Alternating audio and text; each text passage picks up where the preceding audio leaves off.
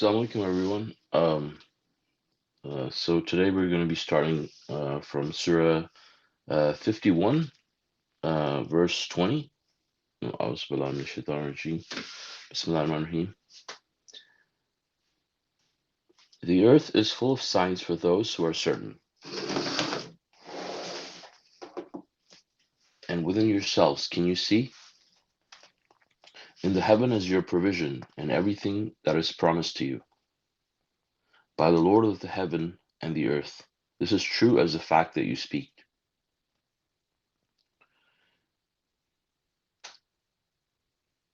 So, just to start off here, these verses are reminding us of all the signs that God has put in place in the heavens and the earth, uh,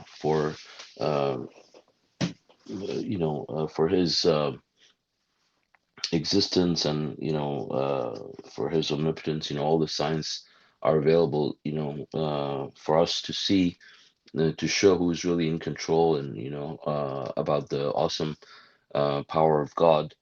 So the earth is full of signs, but it says it's full of signs for those who are actually certain. So we have to be certain about God's omnipotence. We have to be certain about the hereafter. And we have to be certain that God is going to hold us accountable, and these things have to be something that we shouldn't have any doubt for. Of course, the way to become certain is obviously you have to grow your soul, you have to worship God in order to attain certainty. You have to grow your soul enough.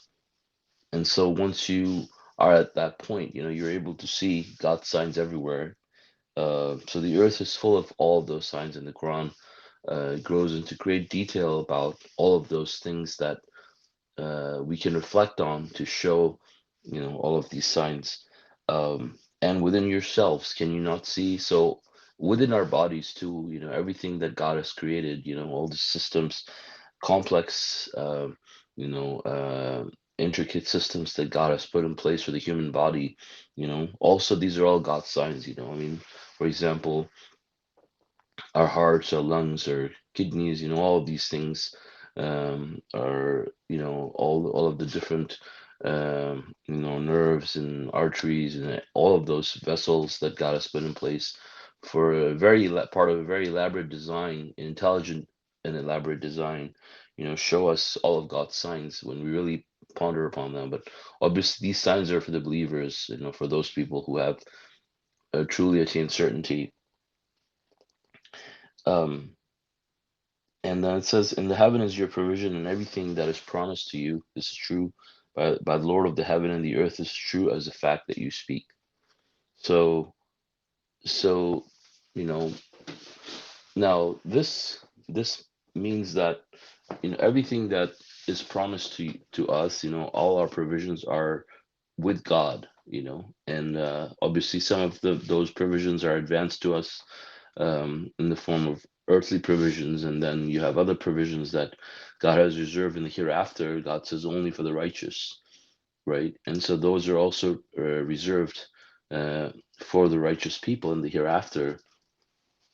And God says it's true as the fact that we speak. I mean, the fact that we speak, it's a it's a known physical fact, and it's a fact that is being presented to us because that's happening in front of us and we know it.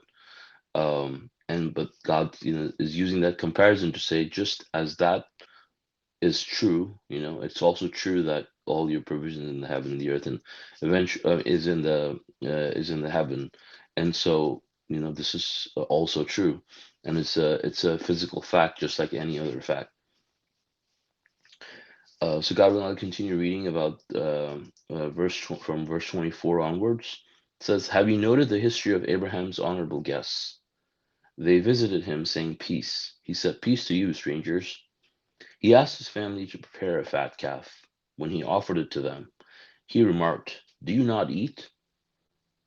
He harbored some fear of them. They said, 'Have no fear. Have no fear.' And they gave good news of a knowledgeable son.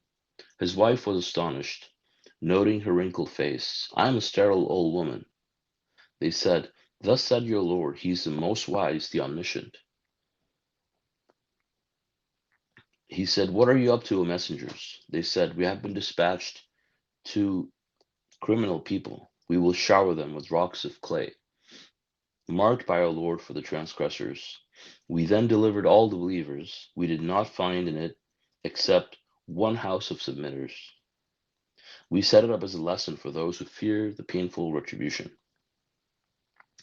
So this talks about the history of Lot's people, and Abraham and Lot were present around the same time and lived very close to each other. And so these angels were sent to destroy Lot's community. Visited Abraham first, and they gave him good news of a son that they were going to conceive, who I believe was Isaac. And this story is twisted in the Bible and mixed up with circumcision, when we see in the Quran here that God talks about how these angels come and give good news of a knowledgeable son, and then we see that in the Bible the same thing happens, but instead of the angels coming to give news, it shows that God comes down to Abraham and gives him the news, and then Abraham's wife laughs, yeah, and Abraham falls to his face, which is weird, and then God says to Abraham that he's also going to change his name, which we know God says do not change your names. And so, I mean, there's a lot of contradiction there, and there's like multiple accounts of contradicting, stories about it, just within the Bible itself, right? But we can see here that this is the correct story, that obviously God did not come down or come in any shape or form to Abraham. He sent messenger to give him the news. But it's funny that part of the story is exactly the same. It's like we give him the news, and it says in the Bible too that his wife laughed, but you can see that's not the right story, because it's not the angels there, and it's about circumcision as part of it. But this is the correct story that God has put in the Quran for us to learn from, and which is that the angels just came before they came to destroy Lot's town.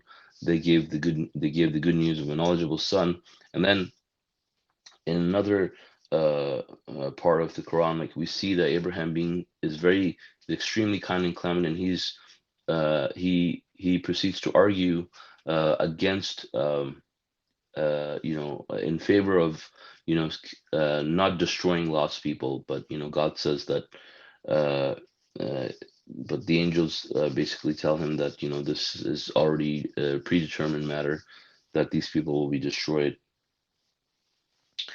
um, and so that example for us is something to learn from. It says here, I mean, obviously God created all of these things in place for us to all these examples in place for us to learn from, because we see that how homosexuality is so prevalent in today's society, especially, I mean, whether you're in the East or the West. Actually, is in the West it's more I mean, open, out in the open, and in the Eastern societies it's more hidden. But nevertheless, it's a sinful act, abomination of the devil, and we see it being practiced. However, Lot's people were the first people in humanity to practice this abomination, and this is why eventually God after giving them numerous warnings, these people were eventually annihilated. And it says, um, so basically, one thing that we see here in the story is that, um, well, first, Abraham was very kind and very generous to these people. He didn't even know them, but when they arrived, because it says peace to you, strangers, he didn't know them. However, he asked his family to prepare a fat calf, so that shows, a hospitality, of a person of God, that they're kind and hospitable and generous people, in general, and they're not stingy, obviously, I mean, if you in today's society, like, you would not see, people offering this type of kindness and generosity to people that are total strangers,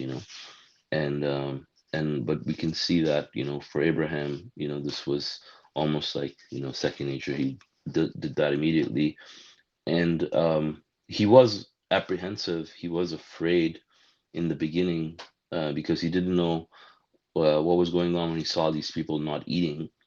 um, but the angels reassured them that, they are that he's not to have fear. And I believe once Abraham realized that, he these weren't a threat to him, obviously his fear probably subsided, and especially when he gave him news of a good son. Now that is also another good thing that we see in the Quran, like, if God loves someone, and you're someone who is a person of God, God will uh, give you, news of good things to come to you in advance, and of course, I mean, God doesn't need to do that, but it's out of God's mercy, we know that, when we get news of something good in advance that's going to happen, it makes us happy, ahead of time, that knowing that something good is coming. And it reassures our hearts, also. uh, and this is God's mercy that he did that for Abraham also. God calls Abraham his beloved friend, and so we see that, in doing so, that giving him the news in advance was definitely, a sign of that. And we can see that from the story here too, that obviously, his wife was sterile. According to her, she was a sterile old woman, and her face was wrinkled, and so she was very old. Um, and But it was God's decision, that to grant him a son at this age. And nothing is impossible for God. Obviously, God created everyone.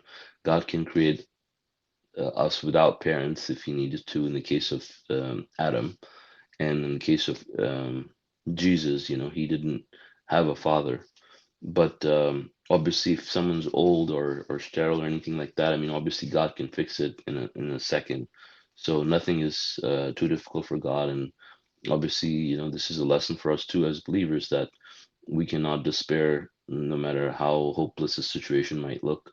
Sometimes we may find ourselves in situations where, it we may have some hope, and then but then there'll be times where, people don't have any hope, and those are the times when I think the believers can be tested to see if they are steadfast and if they will despair, because God says the believers will never despair, and we see that as a quality consistently in the Quran for all these prophets and messengers, that they never despaired of God's mercy. And in this case, we see that, it was almost like a miracle that, if a woman is old and sterile and wrinkled and all that, that, God will actually grant them a child, and also, send messengers to give them the news in advance. So God really loved him, Masha Allah.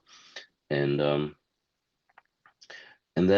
then coming to these people, I mean, it's it's amazing that when you think about, these people, and this lesson that, it says, we set it up as a lesson for those who fear the painful retribution. So this is very interesting, because the town of Sodom and Gomorrah, where these people lived, still exists to this day. And despite everything, the despite all the, development that continues to take place with the increase in population and stuff, those areas are still, mostly untouched, and you can still go in those areas and, investigate and look around, and see that God has still left those things intact. Like, in fact, you can see, you can go to the town of Sodom and Gomorrah, and after just probably very little searching, I mean, you can see those rocks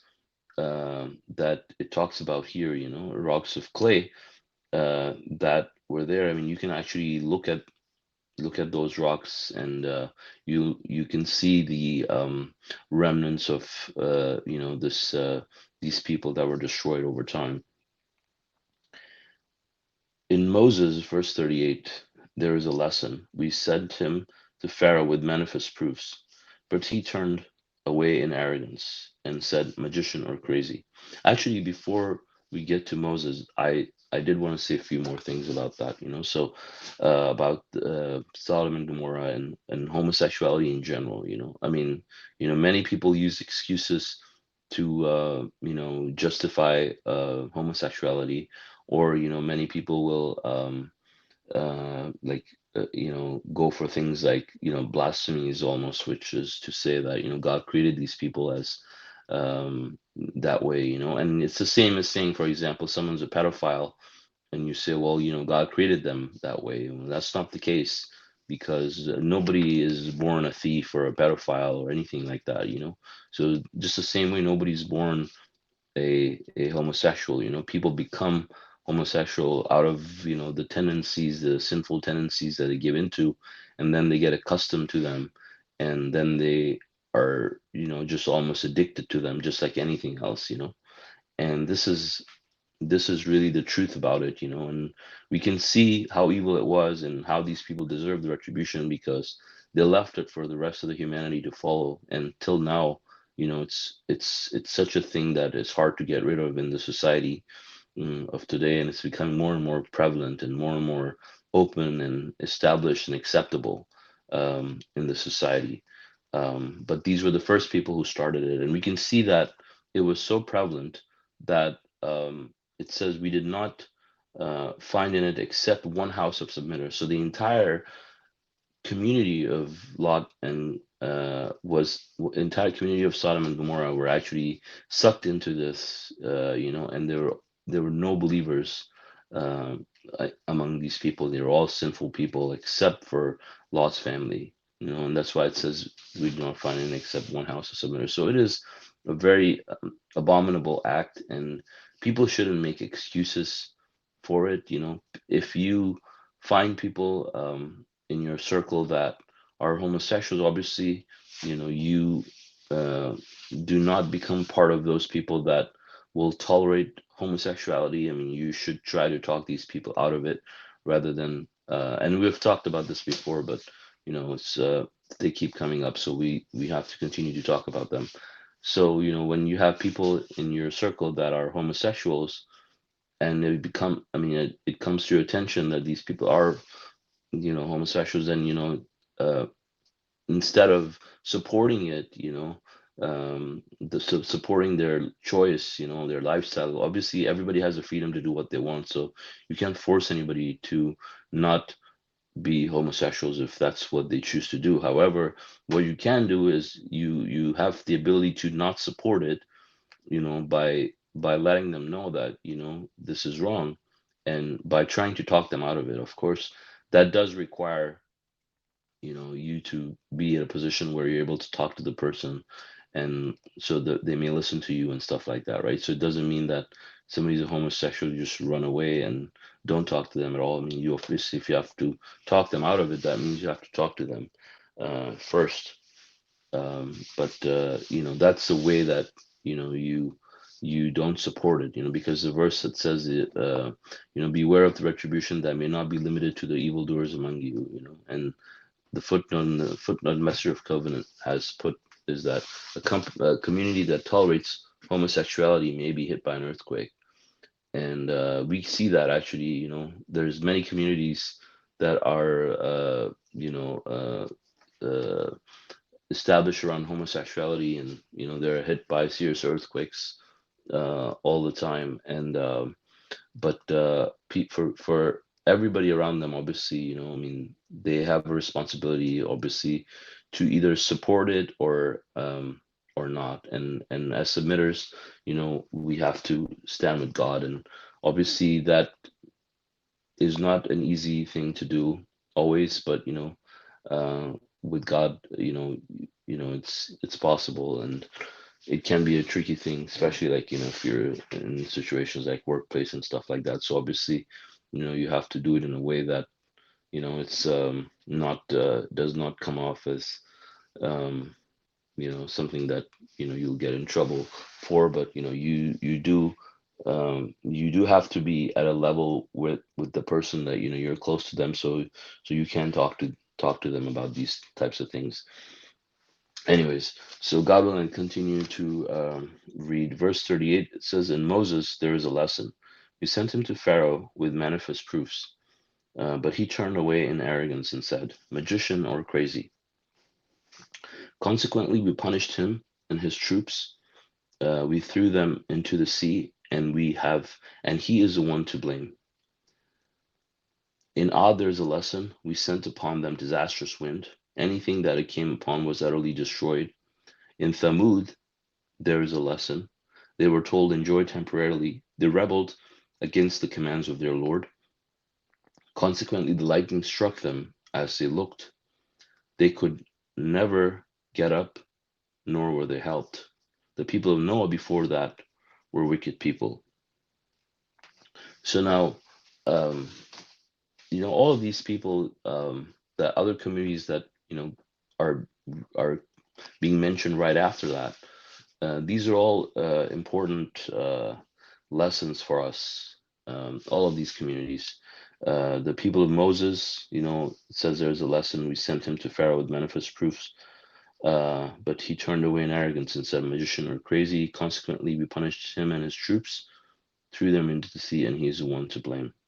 So, I mean, what are the lessons that we see in Moses? Actually, there's quite a lot of things we see. Like, obviously, one, we see that God always saves the believers. If somebody's oppressed, God, if they turn righteous, God will compensate the oppressed, and then God will always annihilate the disbelievers. I mean, we can see that with Pharaoh's people. They disbelieve the messengers, and they call him magician or crazy. And these were really, really powerful people with a great legacy that they have left behind, as we know. But they had huge armies. They're extremely powerful and influential people of the time, right? But when they opposed God, obviously, God's retribution could not be avoided, and everything that they had, could not help them, and God punished them and the troops that supported them into the sea. And obviously, this was they were the ones to blame. It was their fault for not believing in God's messengers. And the same thing we see in Ad's history. God's messenger was sent to these people, and with the message, and they disbelieved him, and then they were destroyed by a disastrous wind. And same thing with Thamud. They were struck by lightning as a result by rebelling against God's command. And then we see the same thing with Noah's people, that Noah's people were also wicked people, and God chose to send Noah as a messenger to them, but these people, they actually disbelieved him, and were wicked people. So obviously God annihilated them the same way. So this is basically God's eternal system, as we have talked about it and discussed before in other verses. This is God's eternal system, and it doesn't change. God sends messengers, to people, and God sends them warnings, and when they decide to disbelieve and not take heed, eventually these people just get annihilated and punished consequently as a result of um, their decisions. And so this is the whole, because this is really the whole process. I mean, the whole philosophy behind us being here is we're being sent to this world in order to be tested, to see whether we're going to believe and turn righteous and side with God.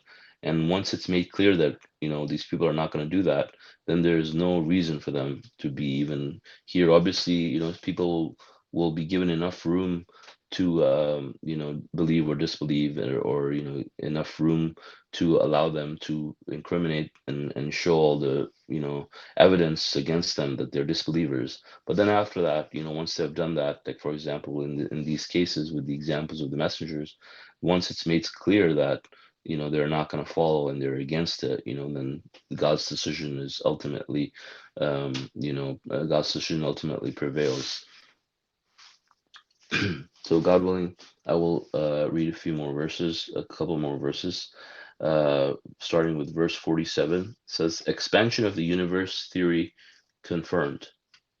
We constructed the sky with our hands, and we will continue to expand it. And we made the earth habitable, a perfect design. We created a pair, male and female, of everything, that you may take heed. You shall escape to God. I am sent by him to you as a manifest warner. Okay, so just for these few verses, I want to say that the expansion of the universe theory is still considered a theory in the scientific, so-called scientific, domain. But we know from the Quran that, since the Quran is mathematically proven to be God's word, the theory is now confirmed by the Quran. It's no longer a theory; it's a physical fact. And we know that. I mean, even though it's still called the Big Bang Theory, it's part of the Big Bang Theory, right? So the whole world started with this Big Bang, and but it continues to expand itself, because since the explosion, it just continues to keep expanding, and that part is still considered a theory now, but it's been physically proven as well, by obviously observing the positions of all of these heavenly bodies as they continue to distance themselves from each other. But we see the interesting thing here, obviously, is the fact that this Quran was revealed 1400 years ago, and there was no way anybody would have imagined that something like that is even happening. Um, but it's in the Quran, and it's an amazing scientific fact, and then which is a proof for us.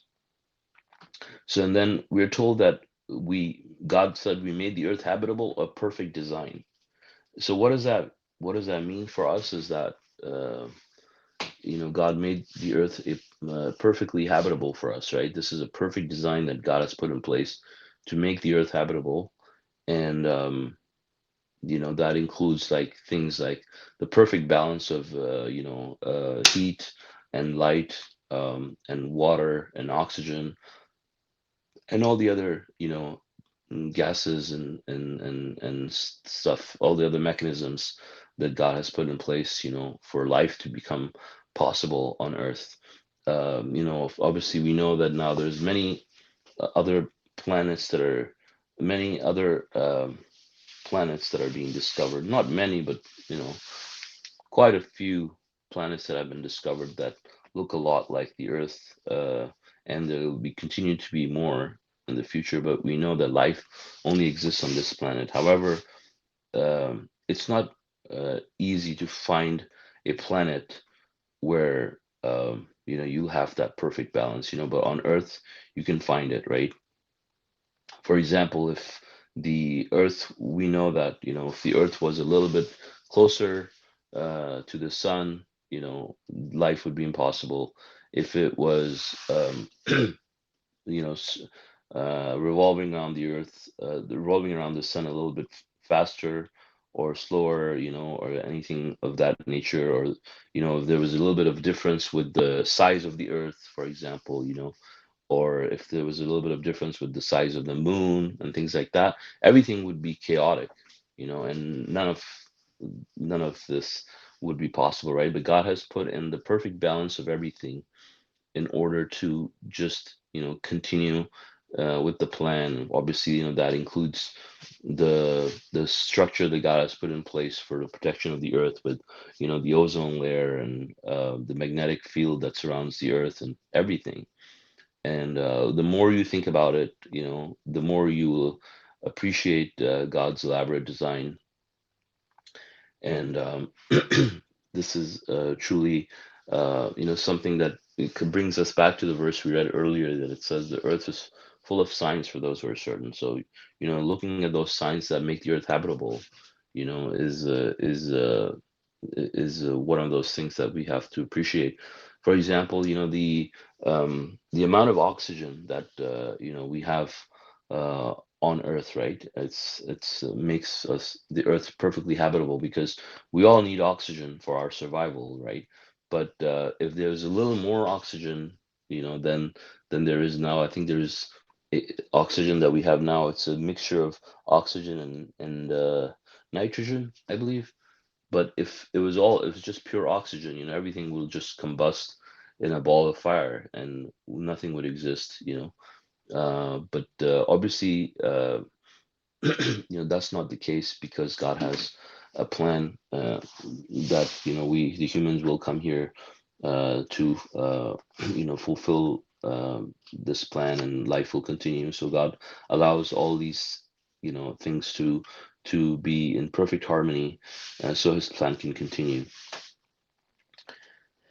Also, it says we created a pair, male and female, of everything that you may take heed, and we should think about that because a lot of times people tend to forget that, when people start to go into the concepts of evolution and, use Darwinism to explain life on Earth, I mean, it would be impossible, having a male and female of everything, I mean, how does evolution explain it? That's impossible, but God has made it possible, through male and female, not only in animals or in humans, but also in plants and other, species, for every kind of animal or and plant that we know of, that have, reproduction as a part of, it's part of the ways for it to continue to, reproduce itself. There's male and there's female, and it's amazing like how this whole mechanism works. um, because like we understand with humans how this works, right? When I say how it works, I mean like, the psychology behind like how people get attracted to each other, and they decide to live, they decide to love each other or not, and consummate and whatnot, right? But then when it comes to the animals, and they're more mysterious, but they have different criteria of, for example, I'm getting more scientific now, but like they have different criteria of like selecting a partner and whatnot, and but you know just thinking about how things work for them, I mean, they also have to find a partner, and for them, you know they have the same kind of ideas in a different way, but they have to find a partner in order to mate with them. They have to find the partner attractive or not, and then there's competition among their species, and so many interesting facts that God has put in place, for this plan to continue in the perfect design, and but this is amazing that God does that. Like for example, and it's like the more you see, like study it, I mean, the more fascinating it becomes. Like for example, like you see mosquitoes, right? I mean, but mosquitoes also have, for example, males and females, right? And then there's like other animals, and there's some animals that will actually mate on land. There's other animals that will mate inside the water, then there's other animals that will mate in the air, you know, and it's all amazing, right? I mean, who has created this plan, and who inspires this type of design in these animals? Who gives them the instinct of doing that? Like yesterday, I was watching this documentary of these lizards, and then it was like they were saying how these lizards just live in isolation for the whole year,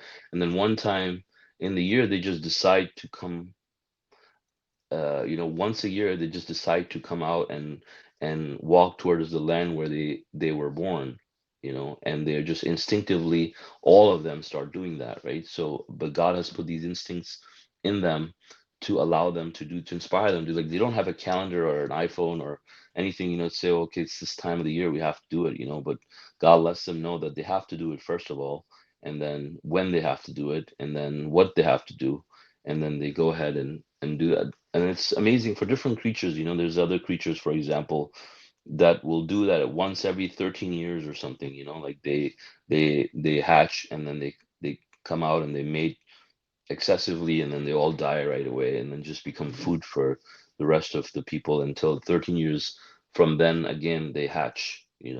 So, but all of this is God's elaborate design, and as we know, God is omniscient and most wise. So he has put all of these designs in place for us to think about and learn from, to, as it says, to take heed. And these, and when we do, the more we know about them, the more it should augment our faith in God, and how omnipotent He is really. So God will now continue reading. Says, "You shall escape to God. I am sent." Verse 50. "I am sent by Him to you as a manifest warner. Do not set up beside God any other God." Um, I am sent by Him to you as a manifest warner. Consistently, when a messenger went to the previous generations, they said magician or crazy. Did they make an agreement with each other? Indeed, they are transgressors. You may disregard them, you cannot be blamed, and remind, for the reminder benefits the believers. The purpose of our existence. I did not create the jinns and the humans except to worship me alone. I need no provisions from them, nor do I need them to feed me. God is a provider, the possessor of all power, the supreme. The transgressors have incurred the same fate as their previous counterparts. They should not challenge. Woe to those who disbelieve from the day that is awaiting them. So the first thing that we have to remember, obviously, is that our whole purpose of being here is to worship God alone. It says, "I did not create the jinns and the humans except to worship me alone." So double negative, to stress on the purpose of our existence. The only reason we have been created in this earth is so we can worship God. So that should be our goal every day. When we wake up, we have to think about our goals, and our goal is only one thing, is to worship God. So we have to live life with that in mind. This, what is my purpose in life?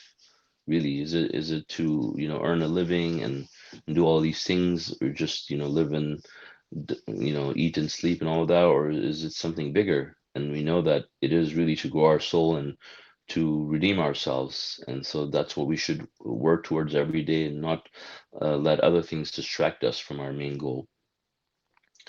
So all these people, it says consistently, when a messenger went to these previous generations, they said the same thing. Either said magician, he's either magician, he's being clever, trying to see people, or he's crazy. And it's then that's not even all of it. Like they they give horrible names and horrible insults to God's messengers, as we see. And it's sometimes even, like, when I see, for example, the insults, about Messenger of the Covenant on some of the YouTube videos, like, it's painful to read it, like, but I can really understand, like, subhanallah, like, how God has given these people the ranking that they have in the hereafter, special ranking for being persecuted as messengers. These people were persecuted extensively. Some of them were killed also, in the cause of God. We know, for example, eventually that Rashad Khalifa was also martyred, and other messengers were martyred in the cause of God.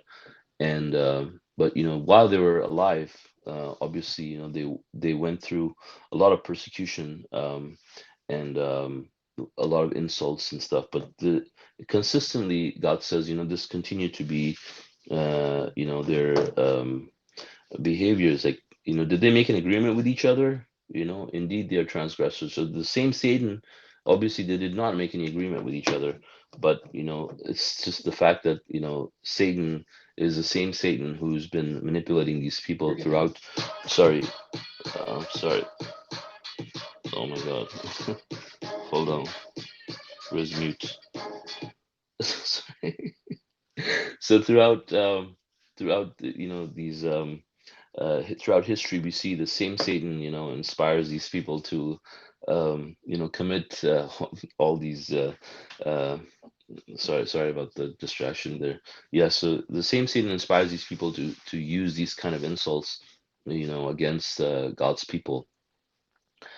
So it says, you may disregard them, you cannot be blamed and remind for the reminder benefits the believers. So this is a reminder for us, though, to understand that God is the one who has given us this life so we can continue to worship Him, and this is a reminder for us to know that, hey, your purpose of existence really is to worship God alone. So we should continue to worship Him. Obviously, God does not need any provisions for us. He doesn't need us to feed Him or anything like that. God is the provider for us, and He is the possessor of all power. But we just have to worship Him because we need the worship to grow our souls, so we can withstand God's physical presence, and we can redeem ourselves. So with that, God willing, I'd like to end, and if you guys have any questions or comments, feel free. Thank you.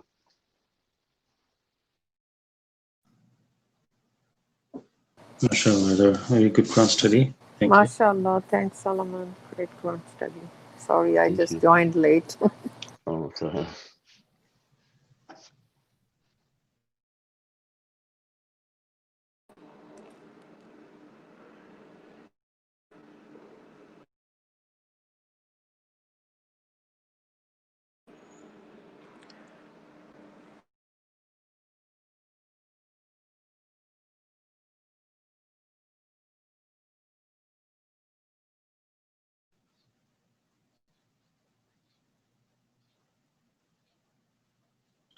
MashaAllah, when you read the verses, the word of God, there's so many things that strikes, and people think, and I mean, one would think that wow, how much God is stressing when point to worship Him alone.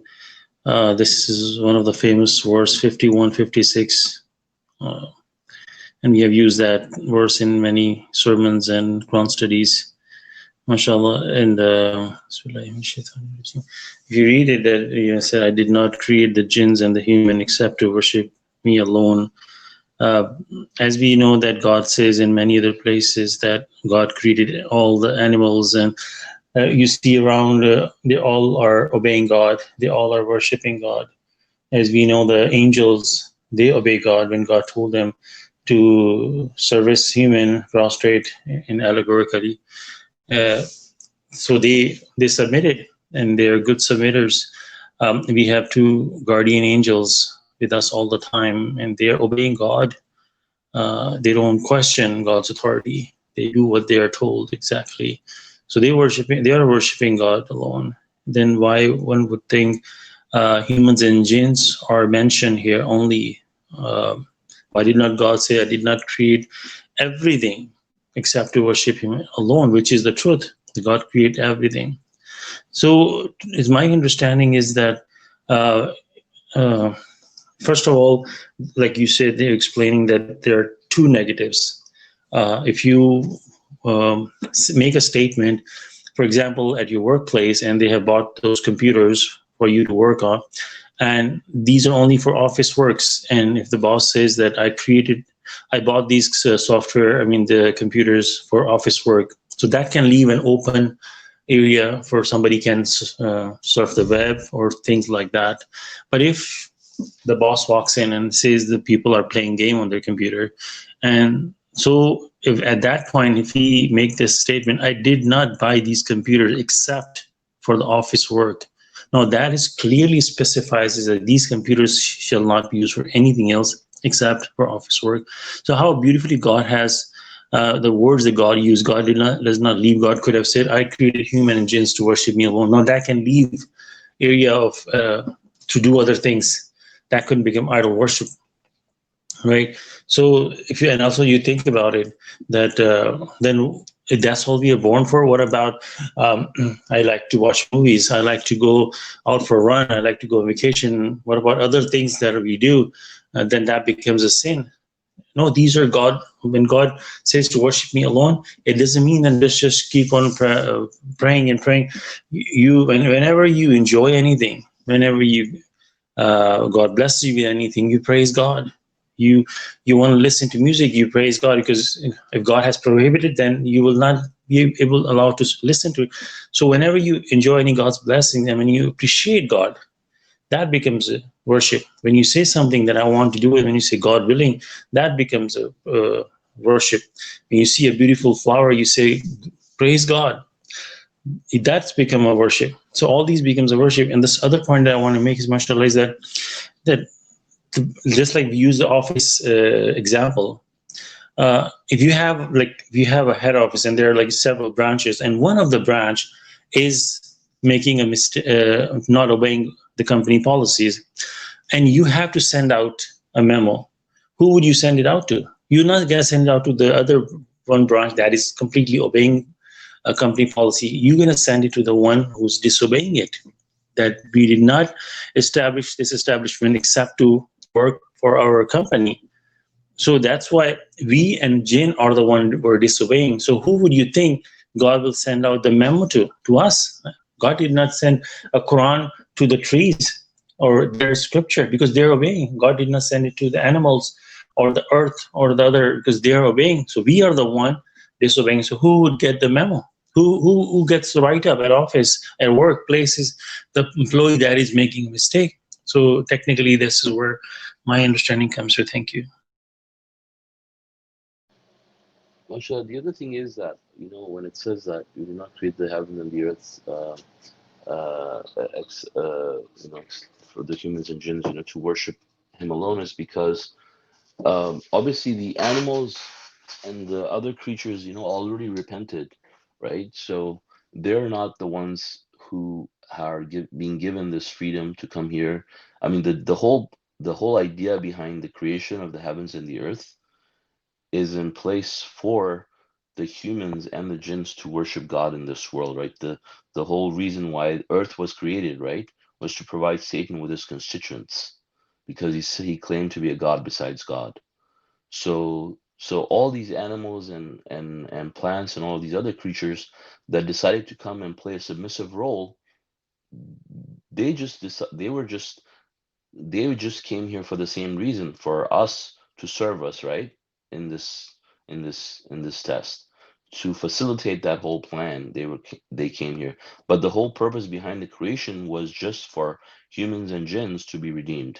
Those small fraction of people that will be redeemed, that didn't deserve to go to hell, that's the reason why this whole thing is being created, right? Otherwise, there was no reason for life to exist now on this planet.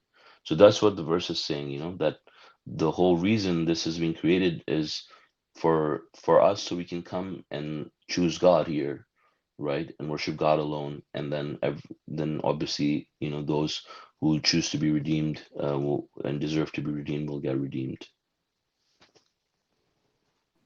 Yeah, Yes, mashallah. mashallah, yeah.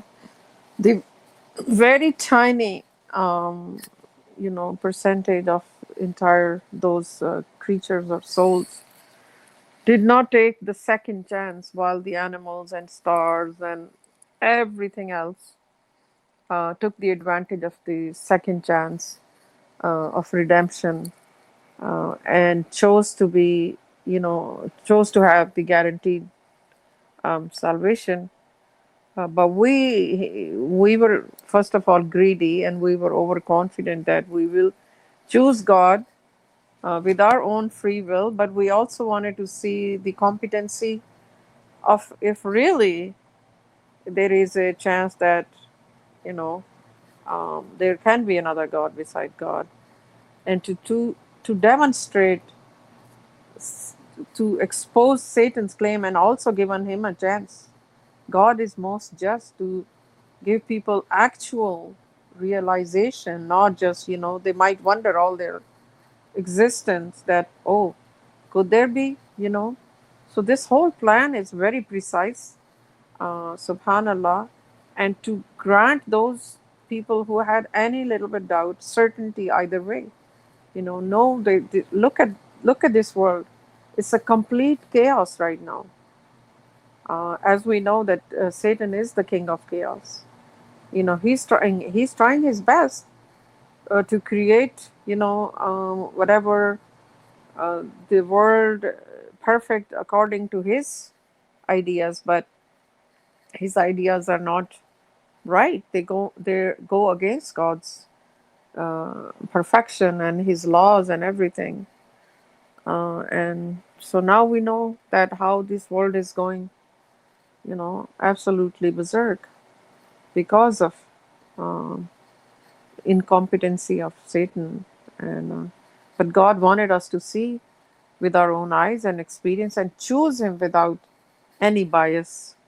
Uh, and very few people, like even nowadays, with this coronavirus and everything, nobody's thinking about, even submitters, that God is running everything. How come time after time, the retribution came to people when they refused messengers, right? And entire community would be annihilated after a given time. But look at, even now, whatever affliction people are going through, the world is like literally, entire world is in this. But you would rather hear millions of conspiracy theories, but not think that God is running everything. Um, but the corruption and everything in the world has gone to its peak. Things people call upon themselves, affliction. And we see all these kinds of afflictions with time after time. But do people return to God? No. And the reason of these afflictions is that so people can reflect and return to God. But instead, they give power to something else. They give power to Bill Gates or somebody else that, oh, so and so is behind it, and so is behind it. While God is running absolutely everything. That's it.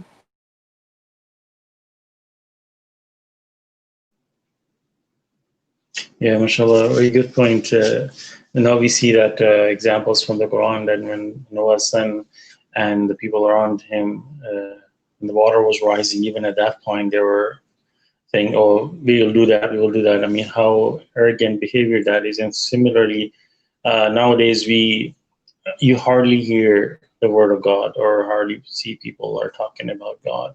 When this coronavirus hit in the first few weeks or something, I mean, I would hear in the news, regular news, that they were praying to God. But after a while, because I know that the first couple of weeks when it was erupted in China, and people were so scared that even you walk out the door, you will get it. And that time, people were fearful, like not even go close to anybody. But after a while, then when things settle, that oh, it's not that dangerous, then you don't hear the word of God anymore.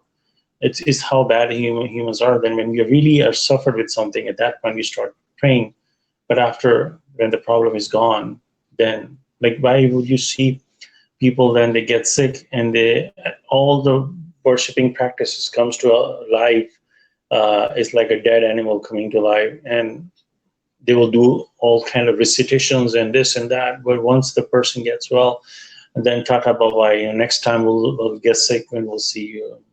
That's the reality of human mind thinking.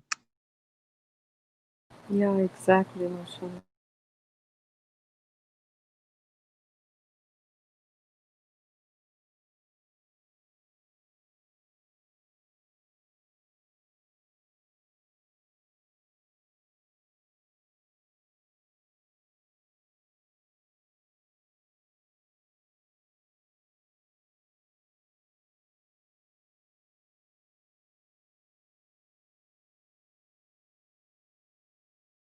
It's interesting. Another point. God is talking about His proofs from verse 47 to onwards till 55. The expansion of the universe theory confirmed, and then, you know, the habitation of the earth. Like, so far, scientists are, you know, unable to find existence on any planet nearby wherever they can reach so far. They landed on the moon. They have already, you know, discovered Mars. Nothing there. Um, and it's like, if things were happening randomly, you know, why so far no sign of life anywhere? Um, but God has given this earth perfect habitability, you know, reproduction and everything. God designed everything, placed on it, a perfect sky. And for God, you know, just to create all these universes was from very small point, right? And then it started to expand and expand. Imagine the designer and the initiator and the creator behind it. What supreme power that is. You know, it just blows your mind that we cannot even get to the outer limit of our galaxy, and there are billions of galaxies in our smallest universe. And then God talks about the pair, that He created pair, male and female, just to for reproduction. You know, so everything can whatever souls have to come here. You know, the system He created, and it just goes on and on. All the plants in pairs, all the animals in pair. Subhanallah. So all these signs are enough. Like when messengers come, they come with proofs, right? And they call them magician or crazy. When they see that particular proof, they think, oh, that's magic. But human being is unable to reflect about God's other designs within ourselves, around us, and above us. Like, there are proofs everywhere. We don't need a messenger to come with the proof to talk about just God and His existence and live a righteous life. You know, messages are so simple. But even for that simple message, God sends so many proofs. But to support the messenger, but people don't look at those proofs either, call them magicians or crazy. I don't know how crazy people can produce such solid proofs, though. That's it for now. Yeah, mashallah. They have go in the deep oceans where life cannot be possible because you first of all you don't have light, and the plants or things they have to grow in light because the deeper you go in the ocean, light cannot go all the way down, and it's pitch black dark in the deep oceans. And how even in those conditions, how living things are in existence in complete harmony and balance. They are feeding, sporting the cycle of life in that deep ocean because the pressure of the water is so intense that we don't even have the materials that can, the submarine or that can go that kind of deep water because they will be crushed. But you see the living creatures living there, and they even have a developed system with God's leave that they project light in the darkness where they can go around. So they have those robot marines, the things that go down because they can sustain that kind of pressure. And they have studied those animals and how in such extreme conditions living things are in existence. Sometimes you see those water fountains that come out of in certain mountains, and where there's so much acid or some other kind of elements that you can even touch that water, and it's hot at the same time. And they have discovered living amoebas and those bacteria in those elements. Look at human body. I mean, we have like I don't know how many 300 trillions viruses or something, and there are like in trillions of bacteria in our body, in such a acidic environment in our stomach, and they help digest the food. That where your finger will get burned, but they are in there to digest the food. So in the same sense, if one can think that in extreme conditions life will come into evolution, then Mars is one of the extreme condition, and other planets. So why did not even a single living creature did the human being find? And if they can come in existence in deep ocean and in our stomachs, then why not in the Mars? That's one thing to somebody to ponder about, Masha Allah.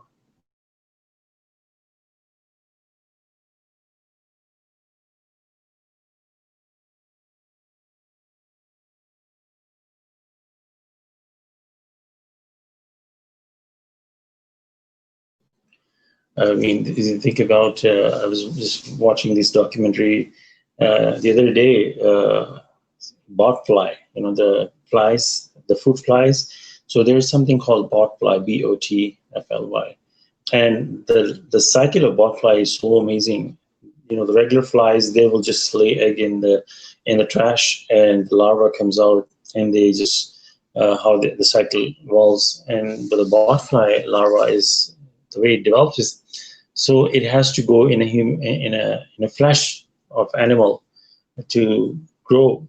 And the way the bot fly lays eggs is it finds a female mosquito in flight. When the mosquito is flying, it will hijack that fly, the regular mosquito, and lay eggs on their abdomen, on the outside of their abdomen. That's all, and then leave the fly to go around and find human or other animals to get blood, because female fly is the only one that will bite you. A male fly will never bite you, because female fly only bites you because it needs to feed for the eggs, and that's all it uses the blood for. So when you have the eggs laying around the mosquito's abdomen, and when it lands on a human body, and it will poke a hole into the blood vessel and drink the blood, and then the mosquito will fly away. And all this process, some of the eggs will lay on the human skin, and eventually they will crawl and find that hole that mosquito made in the skin, and crawl through that tiny hole into the human flesh, and will start growing. And I mean, look at the whole mechanism, how botfly would ever find this cycle to come to this the reproductive cycle. How did it know? Masha Allah, this is where you see the God's system. And you, if you're a believer, if you are like submitter, you would, if things amazes you, then why not take heed? Why not just be amazed? People watch documentaries and they become so amazed. Wow, look at this, how this system works. But why not learn from it? Also, the other day, somebody was talking about that in any competition, either you win or you learn. We normally see either you win or you lose, but either you win or you learn. So you're winning, or if you lose, then you learn what to do next. So when you see any of the things in God's system, and when you be amazed or you learn. When you learn, then this should strengthen our faith in God, Masha Allah. Thank you.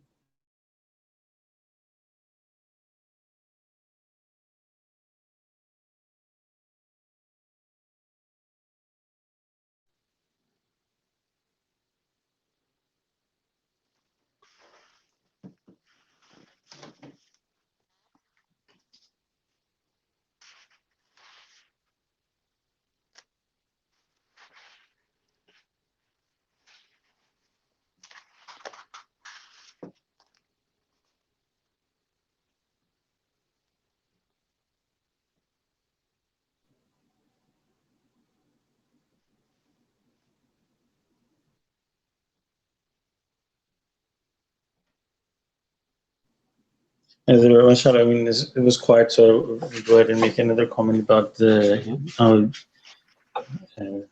Abraham story that you mentioned. Masha Allah, it was an awesome, and God has repeated this story in other place. You see how hospitable, he was, that just as two stranger walks in, and he's telling his family to sacrifice a fat calf, and another place God said a roasted calf. So you would imagine how, I mean, God, when God puts these words, important details, and one should ponder that why these things are mentioned. Why even mentioning they didn't eat and he suffer? God could have said, our messenger went to Abraham and told him the good news. But when you Did you read say these roasted words, calf? yeah, another place it says Oh, roasted roasted. calf. Yeah, Okay. yeah, yeah. If you search the Quran, there you'll find it. One part this is roasted. So it takes a long time to roast a calf. We sometimes they have goat that they can roast on the fire. It takes pretty much several hours, slowly cooked, roasted. And so the time these messengers would have walked in, am I right? Right? Yeah, Did you Surah find it? 11:69. Yeah, Surah 11 verse 69. Oh, okay, good, Masha Allah.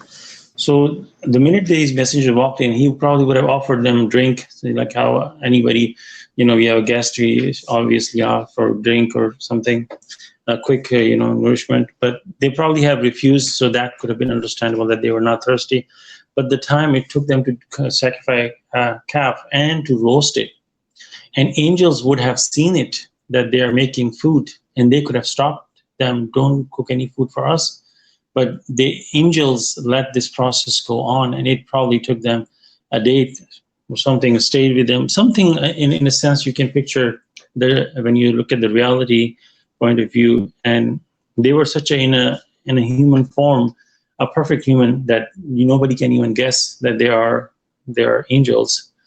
Uh, so I was thinking about the point. Why did the angel let them go on? But the main point I wanted to make about that is that you know how we have birth of Jesus. So in order for a child to born, you need a host, you need a proper environment, and you need a source of the baby to be born, and nutrition and food and everything. All these elements has to be present. If you a baby is conceived, but if you have no a female does not have a uterus or something like that, the environment where the baby is going to go, the cell is going to die. So you need all the cycle steps for a baby to come alive. So in this story, we see his wife was sterile and she was an old lady. So that pretty much takes care of big part of the cycle that's gone. Why don't we become amazed from birth of Ismail?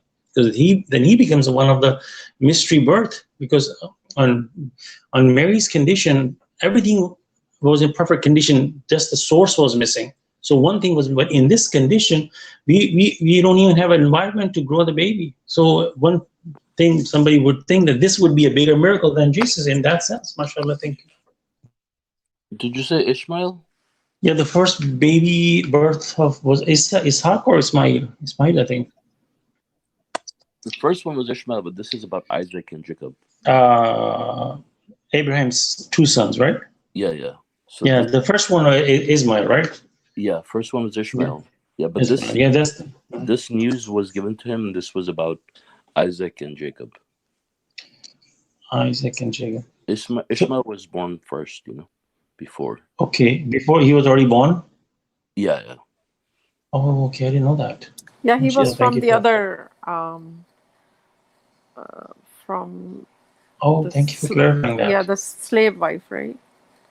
And then the other two were from his other Oh, mashallah. wife, Yeah, which very much. was long time his wife, but she was old, and so was Abraham was very old when this news was given to Yeah. him about these two sons. Yeah. If you see the same surah where it talks about the roasted calf, it's Right. 11:69, right? So it says, actually, I would. It's probably good to read those verses. So God willing, I'll read them. So Surah 11 verse 69. It says, Abraham and Lot. When our messengers went to Abraham with good news, they said peace. He said peace, and soon brought a roasted calf. When he saw that their hands did not touch it, he became suspicious and fearful of them. They said, "Do not be afraid. We're being dispatched to the people of Lot." His wife was standing, and she laughed when we gave her the good news about Isaac, and after Isaac, Jacob. She said, "Woe to me! How could I bear a child at my age? And here is my husband, an old man. This is really strange." They said, "Do you find it strange for God? God has bestowed his mercy and blessings upon you, O inhabitants of the shrine." So the shrine was already there. We know that Abraham and Ishmael had built together. He is praiseworthy, glorious. When Abraham's fear subsided and the good news was delivered to him, he proceeded to argue with us on behalf of Lot's people. Indeed, Abraham was clement, extremely kind, and obedient. "O Abraham, refrain from this. Your Lord's judgment has been issued. They have incurred unavoidable retribution." Homosexuality condemned. When our messengers went to Lot, they were mistreated, and he was embarrassed by their presence. He said, "This is a difficult day." His people came rushing. They had grown accustomed to their sinful acts. He said, "O my people, it would be purer for you if you take my daughters instead. You shall reverence God. Do not embarrass me with my guests. Have you not one reasonable man among you?" They said, "You know well that we have no need for your daughters. You know exactly what we want." He said, enough or had a I wish I were strong enough or had a powerful ally." The angel said, "O Lot, we are your Lord's messengers, and these people cannot touch you. You shall leave with your family during the night, and let not any one of you look back, except your wife. She is condemned along with those who are condemned. Their appointed time is the morning. Is not the morning soon enough?" Sodom and Gomorrah destroyed. When our judgment came, we turned it upside down and showered it with hard, devastating rocks. Such rocks were designated. Uh, Such rocks were designated by your Lord to strike the transgressors. Yeah, that's it. So, in this verse too, it says these rocks, they were marked for the transgressors. So it's almost like each person had like their own set of rocks that were supposed to be delivered to them by these angels.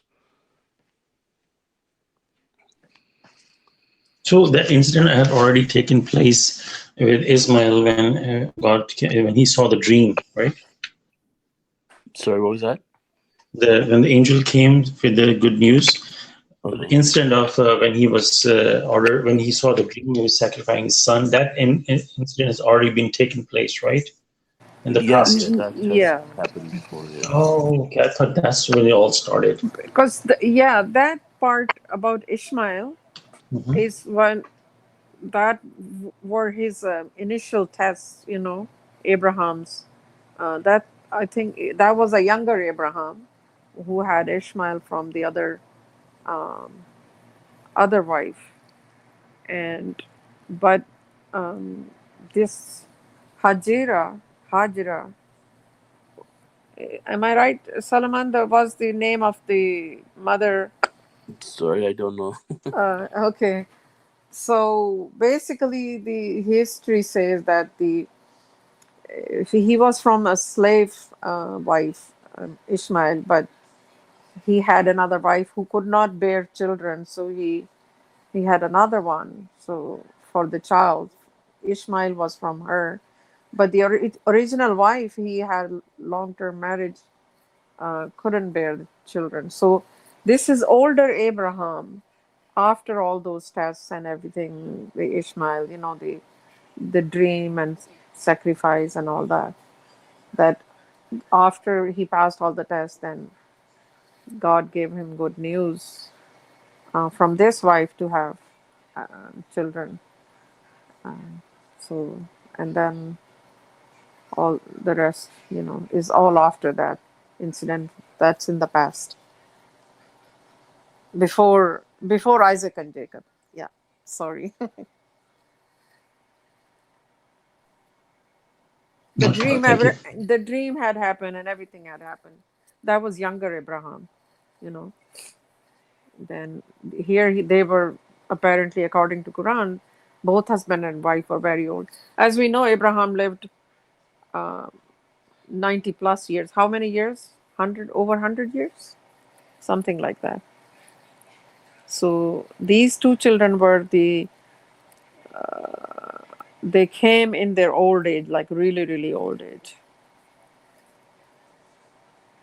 Obviously, Masha Allah, miraculous births of Isaac and Jacob. Yeah, Masha, thank you for clarifying. This is news to me. I always thought that he only had two sons, and one of them, the first one was Ismail. I don't know how that came into my belief from where I learned it, but that's when I was. So that this is much like you said it too. That no, that was a miraculous birth. God could have given them a birth very early age, but this was God's. And that's why God mentioned it for us to ponder upon, that there was a miraculous birth. And as we know that when a female is hit with menopause, they can't have any more babies. She becomes sterile, and it will be a miracle birth, just as any other miracle would be in birth process. Mashallah, thank you. Yeah, mashallah. When we read Quran, we actually see a few miraculous births, right? And the world has gone crazy about the birth of Jesus.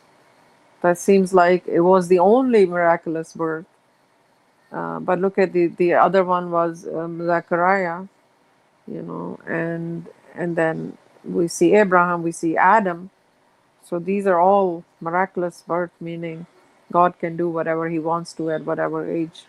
Doesn't matter whether there's father or not, whether there's father or mother missing.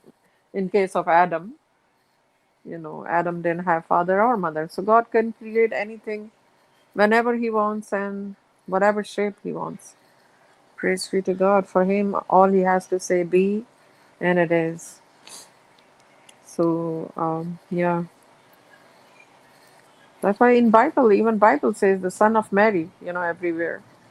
God says in the Quran everywhere, son of Mary. Never calls him his son. You know, is God short of any words? No. It's just God created that creation just like any of His creation, or initiation.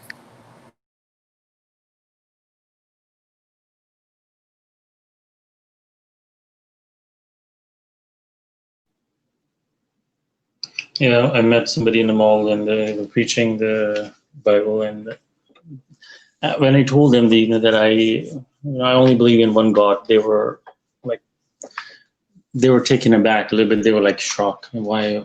How could you say that? I mean, what do you mean? What's wrong with that? I try to devote myself to only God alone. I don't believe in anybody else. That in sense of any source. So then they say, how do you describe the birth of Jesus? I'm like, how do you? And I told them, how do you explain all these 7 universes, all these trillions of galaxies? How do you explain that? How did they come into existence?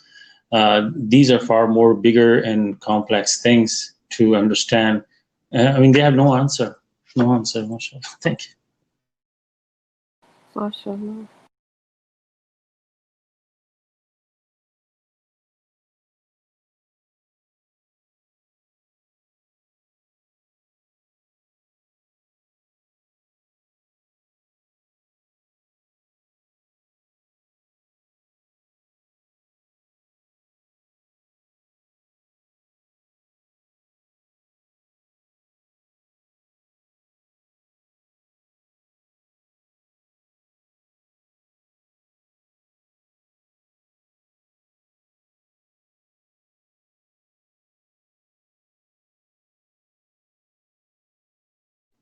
Another point that you were making about the homosexuality is, I think about one thing. If this thing was genetic, if a baby is born with fault of circumcision, I mean the homosexuality, then why would like a whole community was affected? I mean, what somebody should ponder that maybe in Lot's community that maybe 5% people are infected and that 95% of people were not infected.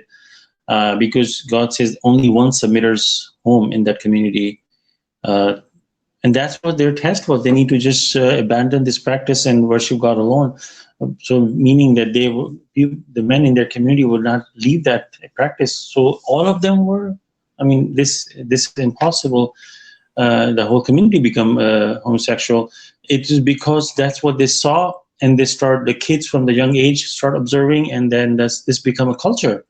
That's why you see the communities, like some of the cities in all around the world, they're like, people see that more, and then they start adopting nowadays, because this stuff is promoted, and that's why people are more and more we see more and more of this trend. And some of the countries that I don't want to mention the name, but people from that country, a lot of them are homosexual, and because they see it all around themselves. So this is not genetic, it's by choice. Masha Allah. Thank you. Yeah. Not necessarily each and every person was homosexual, but they all turned wicked, meaning it became a norm from them. They, whatever they wanted to do, they were doing. The others were supporting them. They were part of that. Same thing, I think. Lot's wife was supporting them and being, people encouraging this kind of vice became an odd for the, like, there was nobody who was forbidding the evil left. So it became, entire community turned wicked. Um, so yeah, and now certain community, it's everywhere in the world, whether that country is promoting or not. They are covert about it. They are in the closet. We know certain communities um, where women are like in burqas and everything. The guys abusing or having relationship with men, because they cannot access women freely. So they're hiding, and it's a norm over there. It's just norm over here openly, but in other countries, people are hiding it. So it is definitely a choice. It's wickedness, and it's just lust based on, you know, a person can always make a choice. It can A person can desire same sex, but doesn't mean they have to act upon it. So it's a choice. So that no, this is right and this is wrong. When God says this is wrong, I'm not gonna go that way. Same thing without getting married. You hold on to your chastity. You continue being chaste until you get married. But if you don't want to follow God's laws, you can go and make a choice to not stay chaste. It's just like that. That is a choice of vice, like any other vice. Yeah, also I want to say that, I mean, a person, like, having like sinful ideas, I mean, it's not to say that, it's like some people I've seen in the past where they were saying that, they were saying, oh, like submitters, can have like these tendencies, and it's okay to have these tendencies pretty much in a way, as long as you don't act upon it.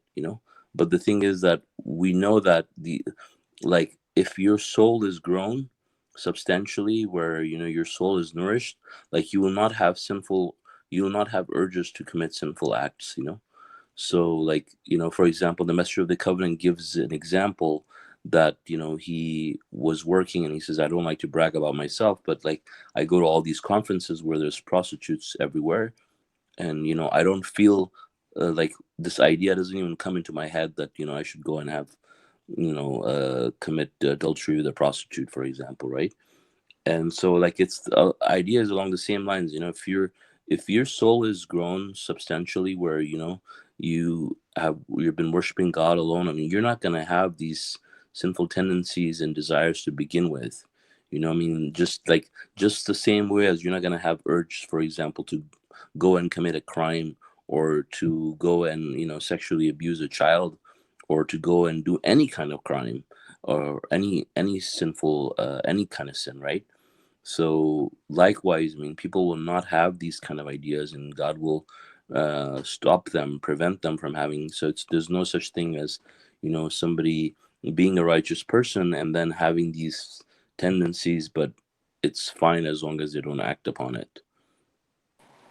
Yeah, no, there is a difference. Like, for example, if somebody is coming from a background before becoming a submission, drinking and have habits, you know, otherwise, and they quit all that, obviously, God will test them and everything. And they start living a righteous life, and they will not have addiction problem anymore or any other, eventually their jinn would be, they quit everything, they leave that all of that behind, and obviously they would not have those tendency or ideas, no matter what is happening around them. That's how. And somebody who was never involved in these things, same thing. And but what I'm trying to say is that anybody can, the vice has no limit. If people decide to be homosexuals, whether they're living in a free society or living in a society which doesn't promote openly, if they are sinful and wicked souls, they will be committing these kind of sins no matter what.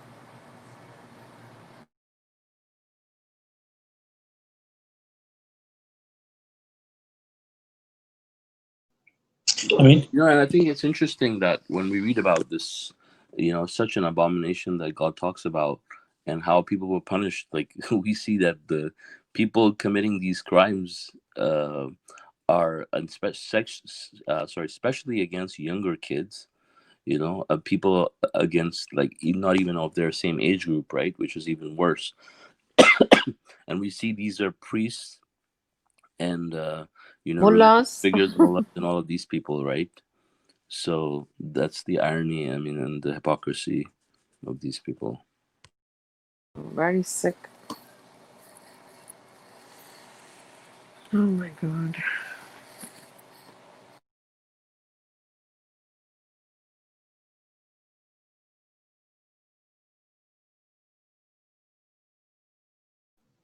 I mean that would not eliminate the like watching movies. A lot of movies have violence in it, so that doesn't mean that you are fantasizing about it. It's just watching a movie, right?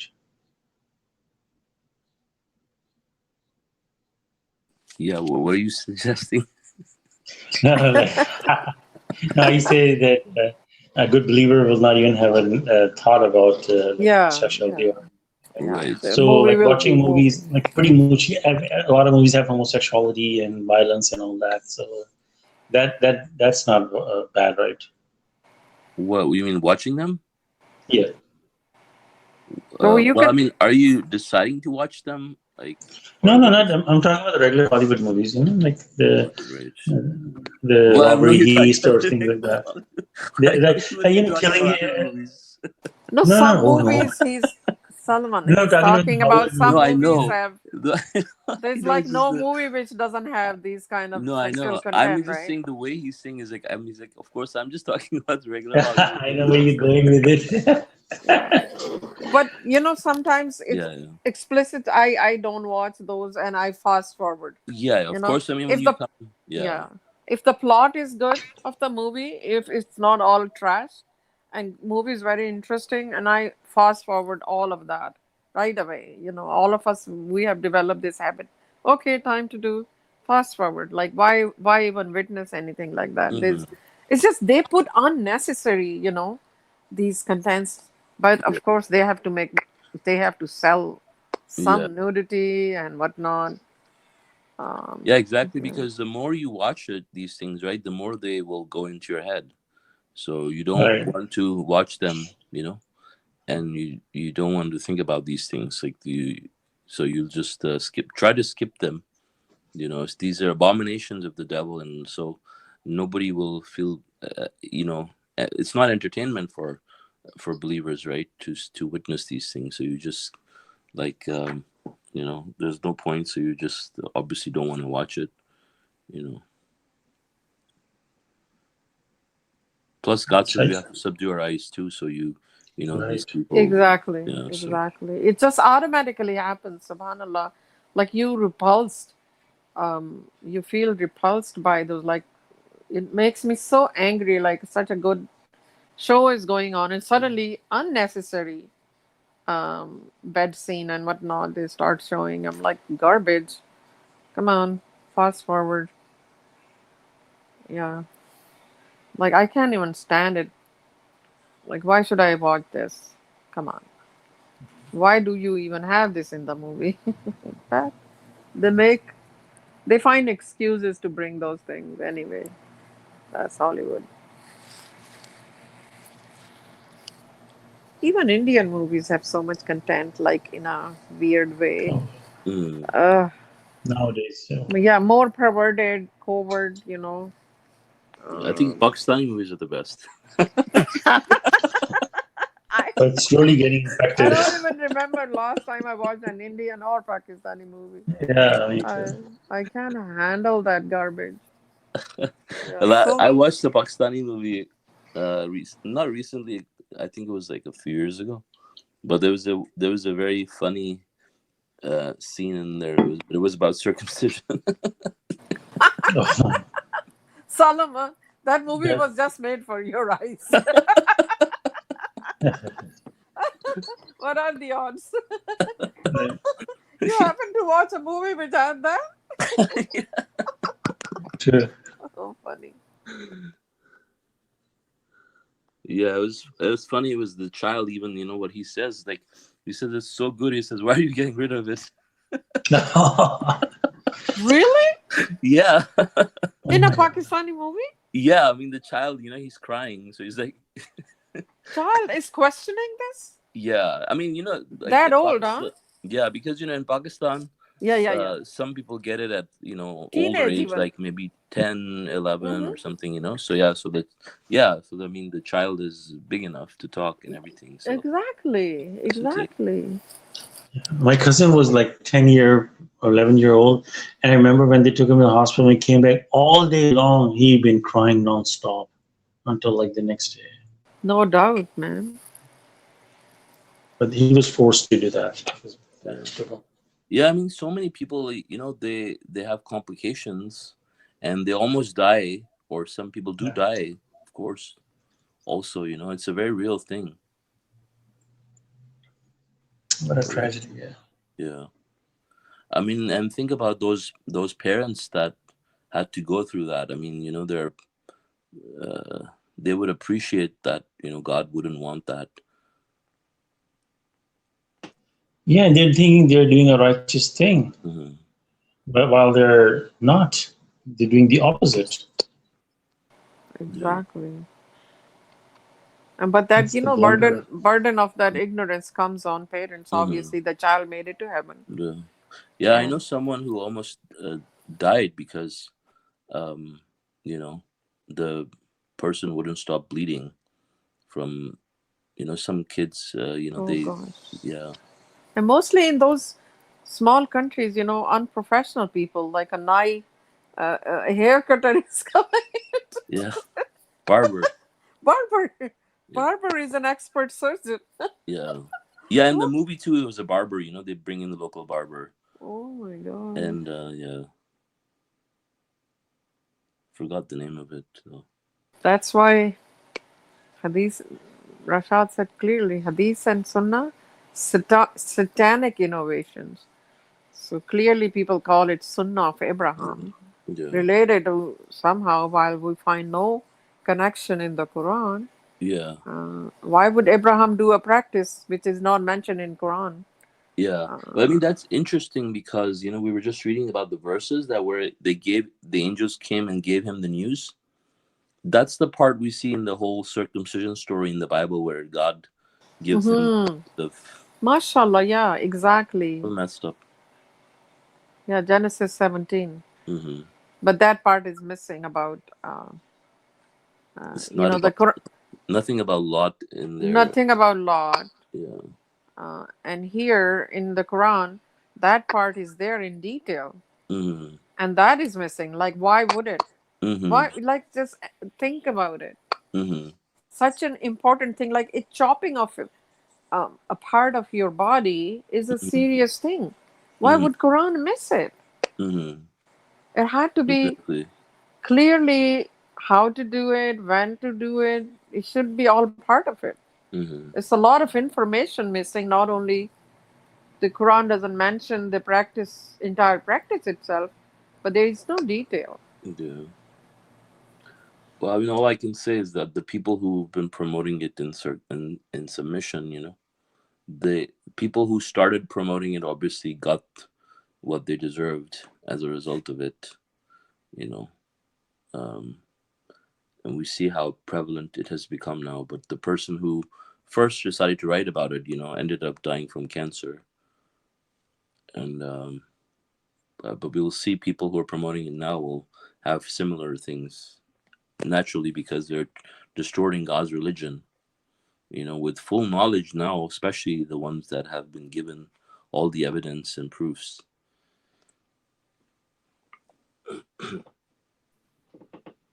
Yeah, mashallah. I learned, from this Quran study that I work with a lot of like homosexual people, and I tend to find them very nice.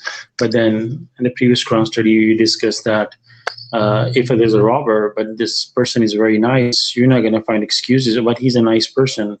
If somebody's violating God's commandment, you don't find excuses for them. You make a firm stand. This is not what God promotes, so this is bad. You have to make a firm stand for in anything. It's circumcision or anything else, mashallah. Mm-hmm. But Adam, they're nice because they actually keep that persona. But you mess with them, I have found very vicious people. Like you go against their you if you tell them this is wrong, watch what they say. That niceness turns into viciousness in no time. They are very, like they attack.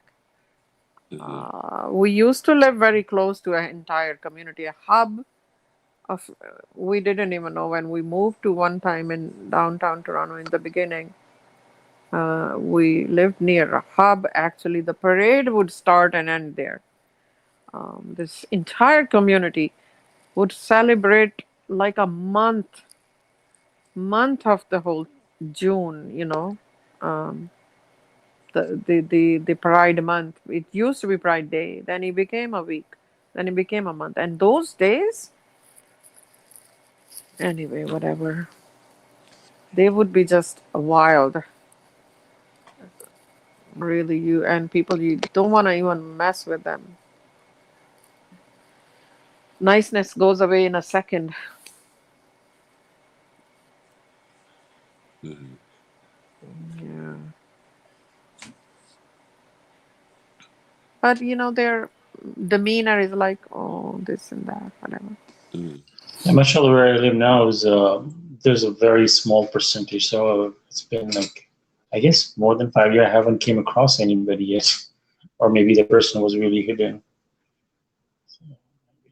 But once again, just like any idol worshiper, idol worshipping is the only forgivable sin until maintained until death. So Unforgivable, you mean? unforgivable, Yes. right? And if nobody's fighting us because of our religion, whether they're idol worshippers or these people in a professional setting, we are just not extending our hands of friendship towards these people out of our way. Otherwise, we keep amicable, working professional relationship. We don't care what somebody practices or whatnot. Like we cannot, um, like really hate people because of who they are, because they will face consequences unless they attack us and say no, our beliefs and our faith, and go against it verbally. yes, that is a reason to, then we attack back. Otherwise, the world is doing all kinds of things. What can you do? Yeah, you have two choices. If somebody's prohibiting you do the religious practices, Yeah, either or you attacks your or tax. religion. Yeah, Yeah. right. You Yes. stand up for your rights. You tell them not to do it. If things gets worse, and you have option to migrate, go somewhere Yeah. where you can freely practice your religion.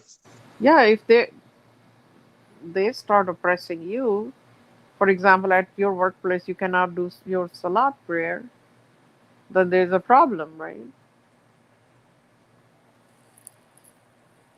And they say, no, no, no, I don't want it. You cannot do it here, then that is not the job for you or that company. But what people do in their personal lives, basically, we don't want to know, right?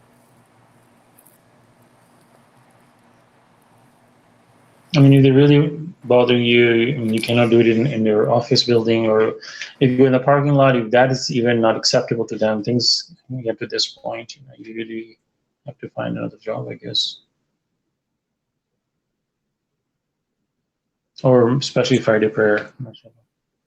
Yeah, I was in a kind of a tricky situation the other day. We had to interview people for one of my work, where I work, and so we had to interview this person, and this one person, she was a lesbian, and and I looked at, I mean, it was a video interview, and I looked at her. I was like, was this first time thinking, is this a boy or a girl? I was like, I think it's looks like a boy. It looks like a young boy, but I think it's a girl.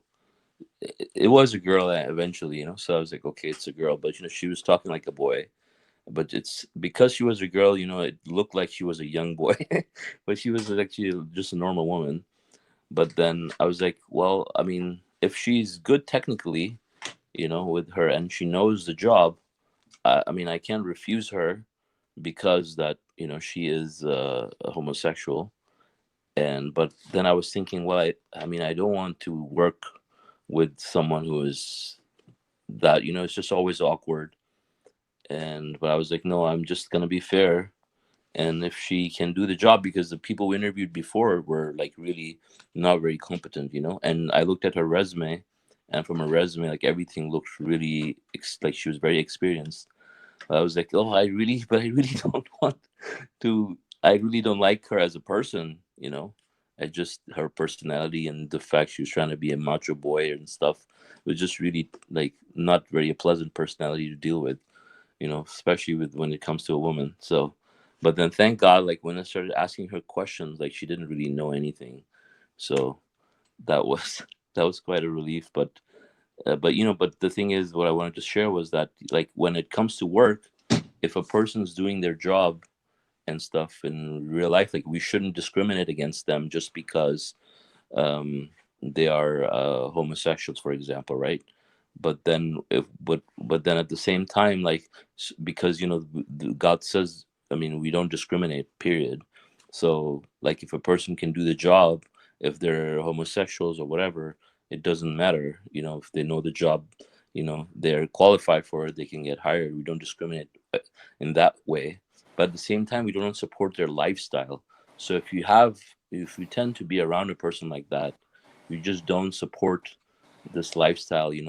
But for me, this was a hesitation in my head, was like, okay, if this person ends up working with us, a lot of times, people are very private about their personal lives, but a lot of times I've seen that homosexuals, like, they will make a point out of keeping their life as public as possible. Like everything is out there, just put it in your face, kind of a thing. Also, like, hey, like my like uh, like hearing people at work, for example, say, oh, my husband did this and my husband did that, and coming from a guy, like, so weird. you know and so, but like normal people who are straight people would not normally come and tell you, hey, my wife did this and my husband did this. Well, some people would probably, but you don't notice it, right? But when a homosexual does it, it's like, yeah, I don't want to know, kind of a thing. So it's like, well, when people start doing that, then you don't go along with them. Obviously, you let them know that this is wrong, which can be very difficult at work, if you have to deal with that. So but you have to build a relationship to a point But where you can talk to these people, Mhm. at a level where it doesn't become a case of discrimination at work, but you're able to have a relationship where these people listen to you. You can talk to them and try to talk to them out of it. but like at workplace, and we're living in countries where all kinds of idol worshippers are there too. And if they say, "Oh my God," this statue or Ganesh or whatever, what are we gonna? We will be like, we have to. I think when it comes to human rights, we should not have in a society personal biases against anyone, because as long as they don't attack our religion, this is my policy, that because God says absolute freedom, absolute, like Rashad's appendix is about that. So we have to really take care of our biases. Then otherwise, we'll be biased against the person who drinks Right, right. at No, I home. mean, I We was will I be was biased. just saying. No, I I know was it's just odd. yeah, yeah, It's yeah. odd. No, I was just saying that I just didn't. I just didn't want to have that extra responsibility of wanting to talk to a person out of it, like, because like But if these Salman, people. are we going to talk to a person who drinks, who gambles, who worship idols, Well, like I mean, the who? messenger of the covenant talks about it. So, like, obviously, you're not. That doesn't mean you go door to door to everybody, right? But then, obviously, and it doesn't mean, let's say you work in a company that's 200 people and half of them are homosexuals, and you have to go and talk to every one of them. But what I'm saying is, that if you're working in a small setting, like in my case, it was a very small group, right? And you worked with them very closely, especially with like my position, like I would have to work with them very closely. Then I deal with them every day. You talk to them like half of your day, so they'll tell you about their lifestyle and stuff like that. Then you have to talk to them. Half Like if of you your don't day. say, you Imagine know, you lecturing them all the day. I had a, I had a, when I worked with very progressive women's organizations, and half of the people would be either homosexuals or supporting homosexuals. So this my last job. Um, Somebody was like really supporting them, and she was she was for Mexican but married to a Pakistani, right? A right. Muslim, a traditional Muslim. So I'm like, hey, she's progressive. I should give her Quran, right? Hmm. So I give her the copy of Quran, and she obviously in front of me was all the time supporting rights of Hmm. transgenders and homosexuals and this and that. And I would listen at workplace, and Hmm. I and when she read a little bit of Quran, and she came back one day very angry. She said, Nauzbillah, what kind of God would hate just peaceful, loving people? Why? That's why I said, are you gonna question God? You know, like you say you believe in God, and Hmm. here is your husband who believes in God, is Muslim, doesn't tell you that. I'm not, this is not my opinion. For me, everybody, the human rights are there, but God condemns it. So when people question God's wisdom, obviously it's such a, you're right in a way that it's a huge responsibility, that how you would get engaged Hmm. and tell them that, because they will be furious at you. Hmm. And this person was furious. Not first time. There was another one I gave Quran to.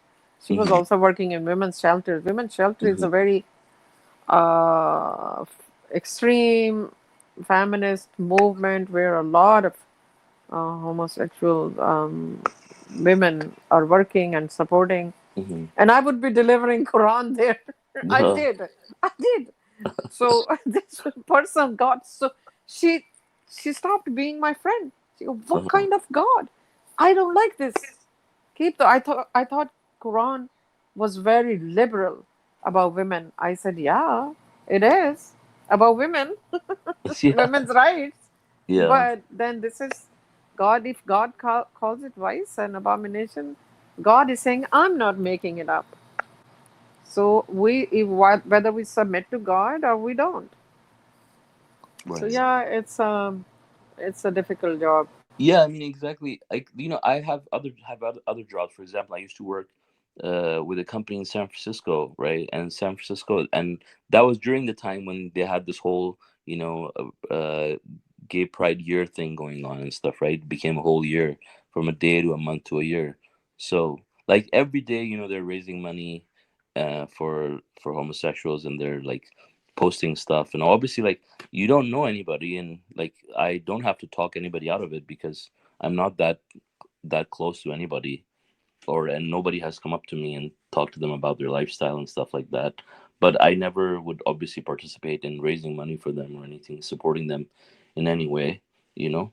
But the footnote from the messenger is very clear. It says that a community that tolerates homosexuality may be hit by an earthquake, so like a way to tolerate that would be, let's say, you have, let's say, a coworker, and every day they're talking to you about their lifestyle, and you just tolerate it, right? You go along with it, like, you say, oh, today I did this with my wife. Let's say a lesbian tells you, and then you go, okay, oh, that's cool, or what are you gonna say, right? And so like after a while you'll realize that by not saying anything, you're actually tolerating it, right? So then True. you have to like, you know, say something, which is gonna be difficult, So Or or even just saying this much, that I don't support this lifestyle because yeah, God exactly. says this. Yeah. That saying that is like you can get kicked Hmm. out of the job, Yeah. because Hmm. then you're being Hmm. yeah, Discriminate. Discriminate. discriminating and homophobic, Yeah. and what many Yeah. labels will be Yeah. with you. Yeah. But I think to state that from as long as, like, if you're at work, I mean, from a legal perspective, right? If you're just saying that, based on my belief, this is against God, there's no legal grounds for them to pursue you in any way. I don't think so.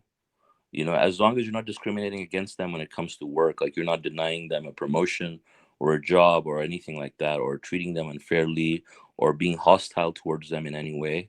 Like if you respectfully, just in a kind manner, just state your belief, and let them know that, maybe, in a compassionate way, that, trying to help them in some way, then I think, even legally speaking, like, you should not really get in trouble, because we all have the right to our freedom, right? I know we do, but then saying is, once you say it, you have to be very careful how you say it, Exactly.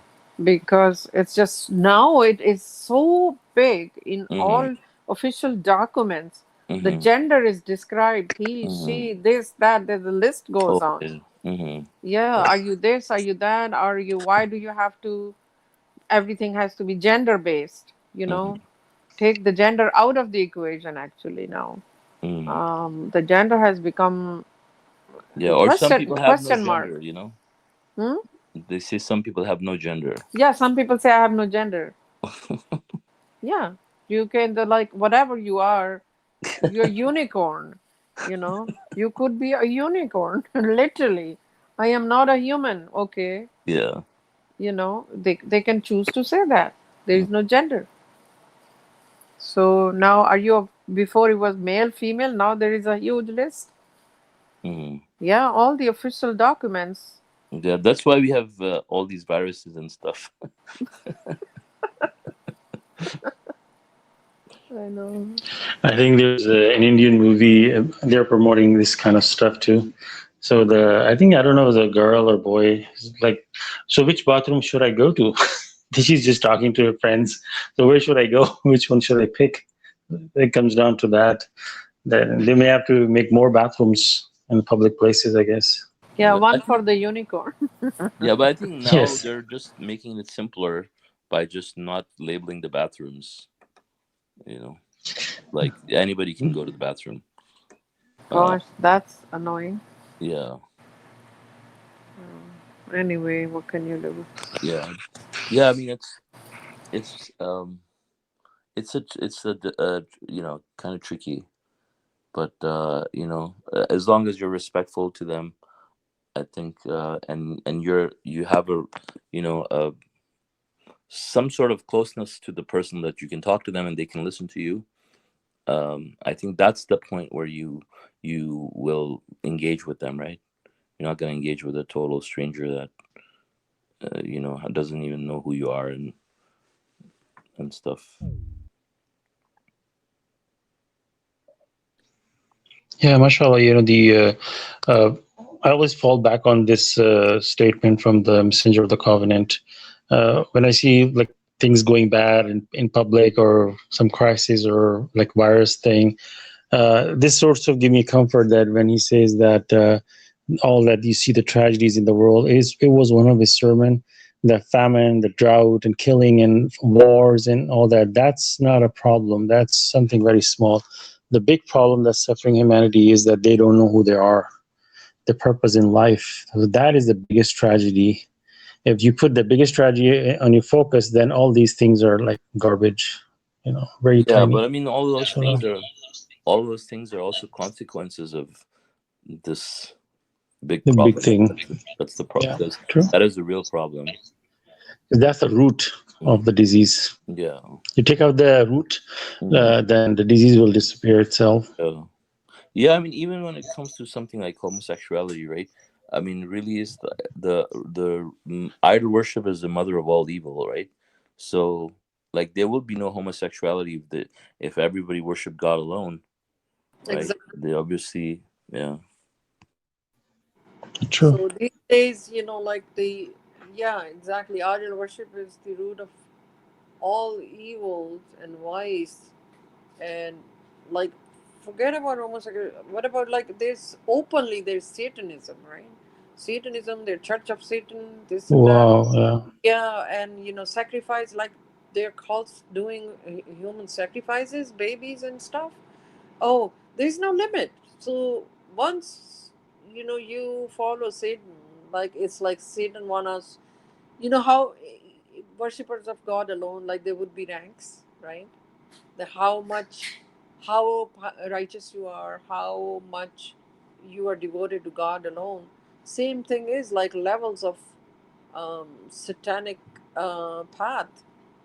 That how deep you go. Are you just a simple idol worshiper, being a going to doing good things and still idol worshiper, and then there are those who are deeper and deeper and deeper, and then being directly Satan worshippers, like how direct people are. And there are people, it's very, the witches and this and that, they openly practice it. There's nobody stops them.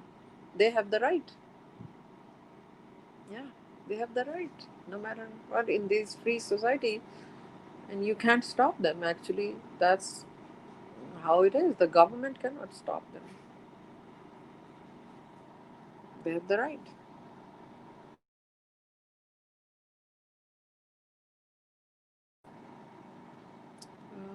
If we are all done, then Mhm. Yeah. I guess if let's see if anybody has any other comments or any off-topic questions. Even I don't see any comments on YouTube even, so I guess we could end the study at this point. Everybody else has left pretty much anyways, besides me, Nudat, and Ali. So we could conclude the study now, I guess.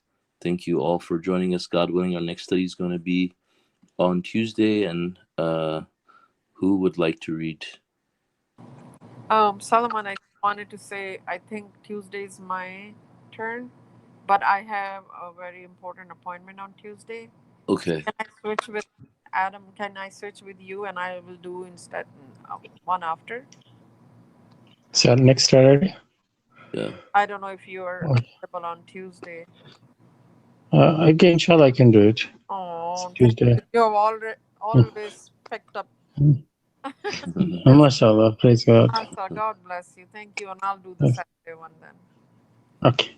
Okay, praise God. Thank you so much. Thank you, everyone. Assalamu alaikum. So.